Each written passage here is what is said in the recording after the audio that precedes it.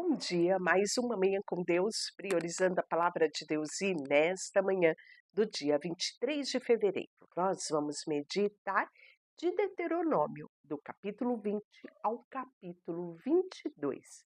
E que a paz do Senhor encha o teu coração nesta manhã. Hoje nós vamos falar das normas a respeito da guerra. Quando saírem para lutar contra os seus inimigos e enfrentarem cavalos, carros e um exército maior do que o seu, não temam, não tenham medo. O Senhor seu Deus, que os tirou da terra do Egito, está com vocês. Quando se prepararem para a batalha, o sacerdote virá à frente e falará para a batalha. O sacerdote falará aos soldados e dirá: Ouçam, homens de Israel, ao saírem hoje para lutar contra os seus inimigos, sejam corajosos, não tenham medo, não se apavorem, não tenham e não temam diante deles, pois o Senhor seu Deus vai com vocês.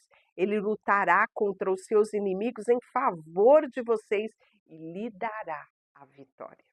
Então os oficiais dos exércitos se dirigirão aos soldados e dirão: Alguém aqui acabou de construir uma casa e ainda não a dedicou? Se houver alguém nessa situação, vá para casa.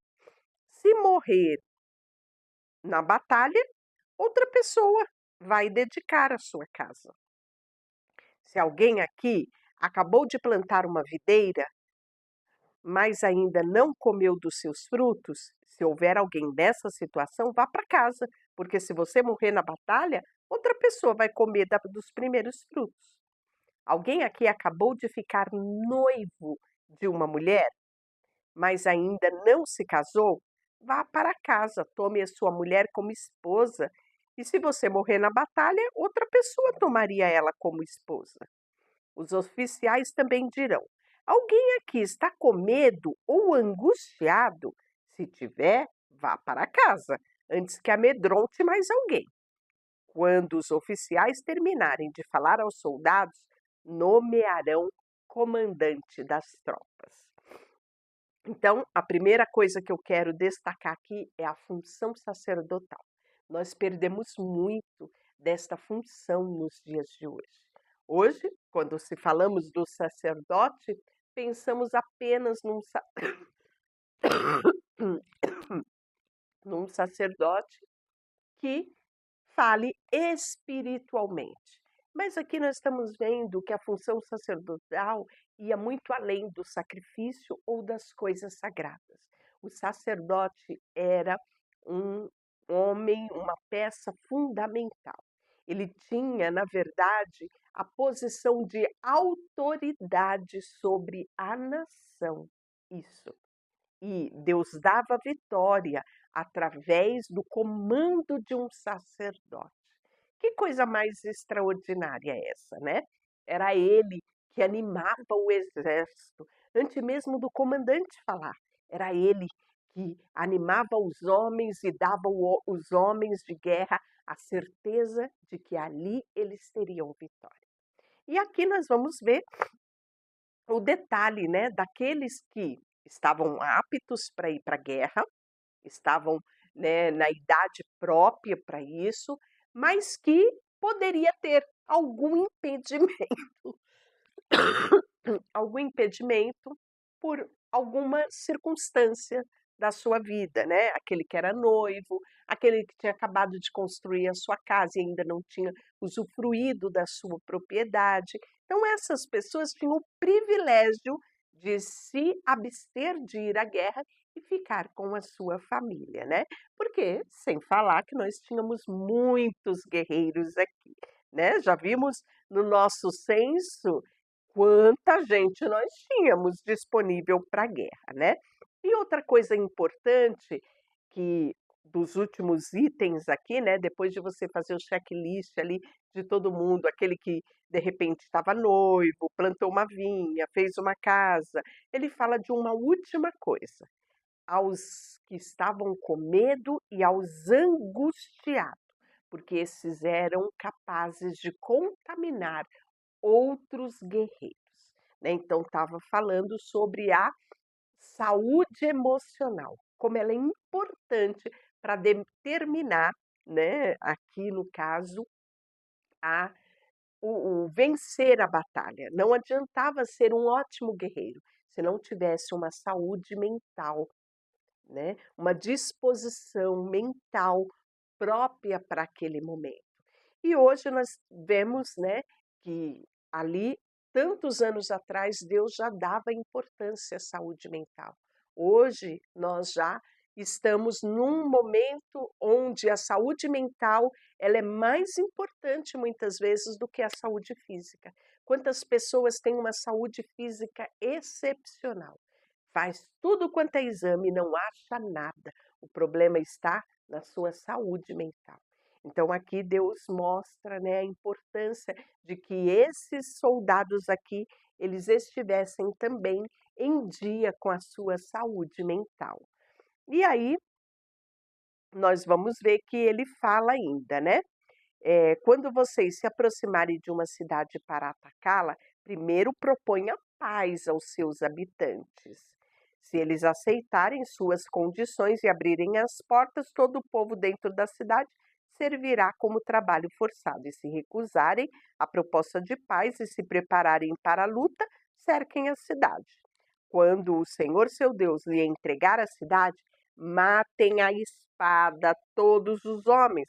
Contudo, poderão tomar para si as mulheres, crianças e animais e tudo que acharem na cidade. Por eles poderão aproveitar todos os despojos dos inimigos que o Senhor seu Deus entregou nas suas mãos, né? Então estamos falando dos territórios que eles iriam atacar e qual deveria ser o protocolo de guerra. Você está vendo? Primeiro eles deveriam propor paz em primeiro lugar. Se a paz não fosse estabelecida, aí sim eles partiriam para a guerra. E aí, então, a instrução se aplica para as cidades muito distantes, não as cidades dos povos que vivem na terra em que vocês entrarão. Nessas cidades que o Senhor lhe dá de herança, destrua tudo o que estiver vivo. Pela questão da contaminação, nós já vimos Deus falando a respeito disso, do perigo que haveria deles pouparem, não só os habitantes, né, mas tudo que havia naquela cidade. Então, continuando, né, capítulo 21, nós vamos ver casos de homicídio não resolvido. Quando estiverem na terra que o Senhor Deus lhes dá, e alguém for encontrado morto no campo, e não se saiba quem o matou, as autoridades, os juízes, medirão a distância do local aonde está o cadáver até a cidade vizinha.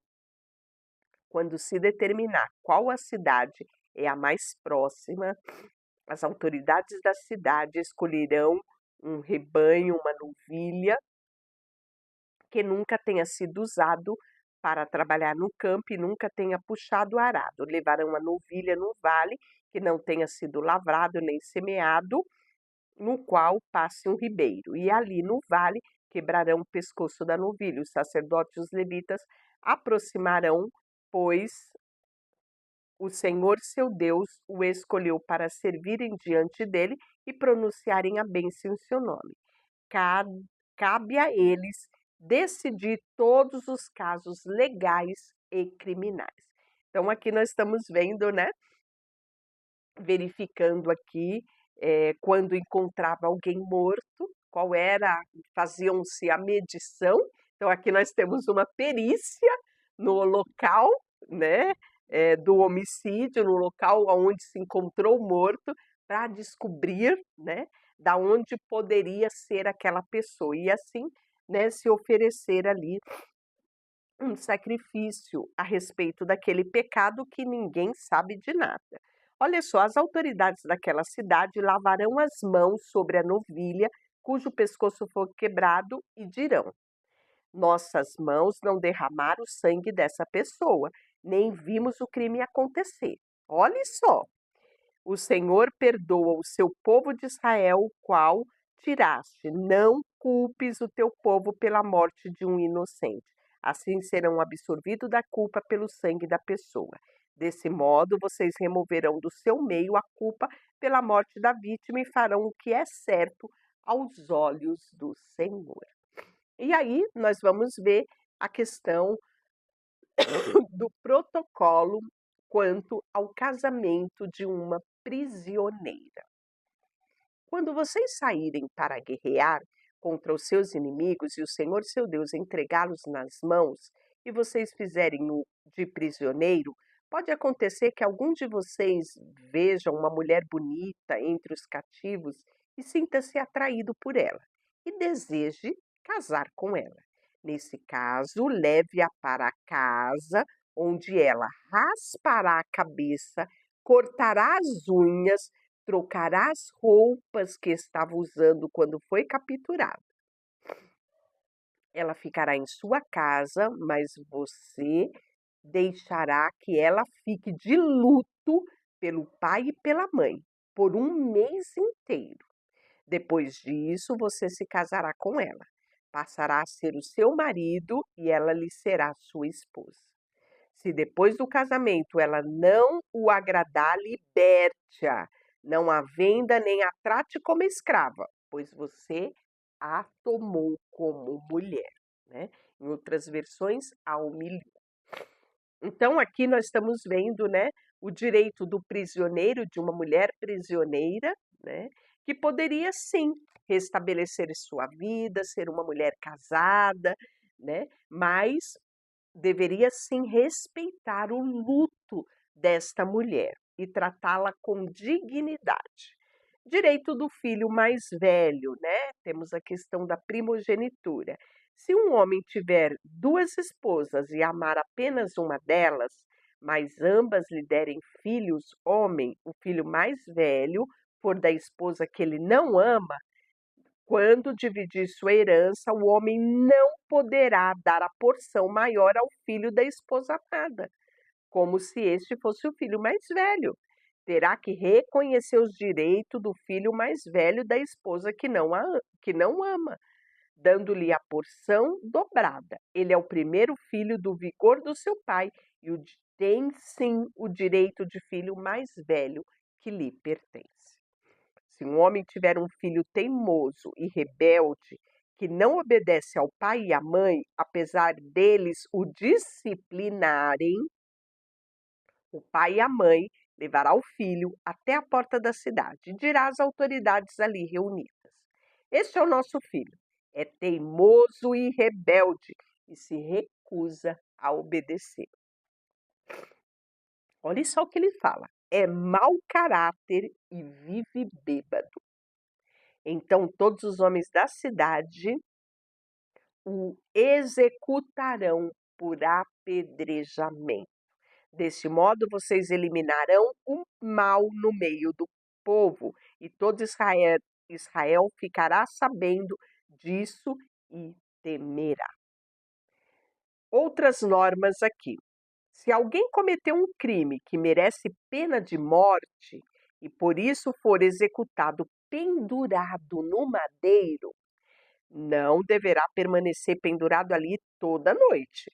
Enterre o corpo no mesmo dia, pois todo aquele que é pendurado no madeiro é maldito aos olhos de Deus.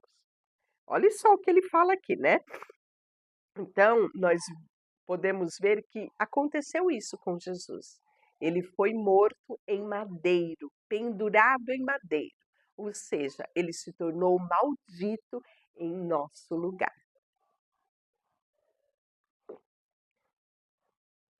Desse modo, vocês evitarão a contaminação da terra que o Senhor, seu Deus, lhe dá como herança. Capítulo 22. Se você vir solto por aí um boi, uma ovelha de um israelita, não fuja da sua responsabilidade. Devolva o animal ao dono. E se o dono não morar por perto e você não o conhecer, leve o animal para sua casa e fique com ele até o dono vir procurá-lo. Então, devolva o animal. Faça o mesmo se encontrar uma jumenta, uma peça de roupa ou qualquer outra coisa que alguém tenha perdido. Não fuja da sua responsabilidade. Se você vir o jumento, o boi, o israelita caído no caminho, não o ignore.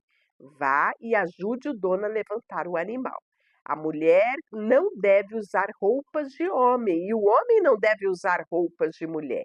Quem age desse modo é detestável aos olhos do Senhor. Se acontecer de você encontrar um ninho de pássaro numa árvore ou no chão e houver nele filhotes ou os ovos que sua mãe esteja chocando, não leve a mãe junto com o filhote. Leve os filhotes, mas deixe a mãe, para que você prospere e tenha vida longa. Quando você construir uma casa nova, coloque um parapeito em torno do terraço. Desse modo, se alguém cair do terraço, você e sua família não será culpado da morte da vítima. Não plante nenhuma outra semente entre as videiras em seu vinhedo. Se o fizerem, estarão proibidos de usar tanto a uva desse vinhedo como o fruto de outra plantação que semearam. Não arem a terra com um boi e um jumento presos ao mesmo jugo, né? Porque eles têm tamanhos diferentes, né? Isso um prejudicaria o outro. Não usem roupas feitas de tecido de lã e linho entrelaçado. Coloque franja nas 4 pontas do manto com o qual você se cobre. Se um homem se casar com uma mulher e depois ter relação com ela, rejeitá-la e acusá-la publicamente de conduta vergonhosa, dizendo: quando me casei com esta mulher, descobri que ela não era virgem, então o pai e a mãe da mulher levarão a prova da virgindade da filha até a porta da cidade, onde a autoridade estarão reunidas. O pai lhe dirá: dei minha filha em casamento a este homem, e agora ele a rejeitou e acusou de conduta vergonhosa, dizendo: descobri que sua filha não era virgem. Aqui está, porém, a prova da virgindade da minha filha. Então os pais estenderão o lençol da filha diante da autoridade, e eles pegarão o homem e o castigarão. Também lhe aplicarão uma multa de 100 peças de prata que ele pagará ao pai da mulher, uma vez que acusou publicamente a conduta vergonhosa de uma virgem de Israel. Ela continuará a ser sua esposa do homem e ele jamais poderá se divorciar dela. Mas se as acusações do homem forem verdadeiras e ele puder provar que a mulher não era virgem, então ela será levada à porta da casa do seu pai e ali será executada por apedrejamento pelo homem da cidade. Ela cometeu um crime vergonhoso em Israel e praticou imoralidade sexual enquanto vivia na sua casa, na casa dos seus pais. Deste modo, vocês eliminarão o mal do meio de vós. E se um homem for flagrado cometendo o adultério, ele e a mulher terão que morrer. Deste modo, vocês eliminarão o mal diante de Israel. Se um homem encontrar uma moça virgem prometida em casamento e tiver relações sexuais com ela dentro da cidade, leve os dois para a porta da cidade e executem-o por apedrejamento. A mulher é culpada porque não gritou por socorro, e o homem deverá morrer porque humilhou a esposa de outro homem. Desse modo, vocês eliminarão o mal do meio de vós. Mas se o homem encontrar uma moça prometida em casamento no campo e a violentar, somente o homem deverá ser morto. Não faça nada, moça. Não cometeu crime algum que mereça a pena de morte. É inocente quanto a uma vítima de homicídio. Uma vez que o homem a violentou no campo, deve presumir que ela gritou, mas não houve quem a socorresse. E se um homem tiver relações com uma moça virgem, mas que não esteja prometida em casamento e eles forem descobertos, o homem pagará ao pai da moça 50 peças de prata, uma vez que ele humilhou a moça, e se casará com ela e jamais poderá divorciar-se. Nenhum homem tomará por mulher alguém que foi esposa do seu pai, pois isso é desonra ao seu pai. Deixará por você, Senhor, nessa manhã.